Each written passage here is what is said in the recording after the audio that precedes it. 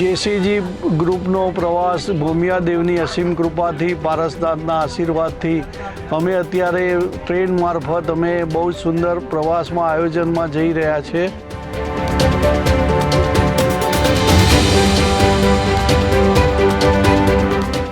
અમે બધાએ હાઉસી પણ ખૂબ રમ્યા, અંતાક્ષરી રમ્યા અને ખૂબ એન્જોય કરી છે। સવારે કવન પણ ગાયા, જે ચોપડી આપી હતી એ દ્વારા।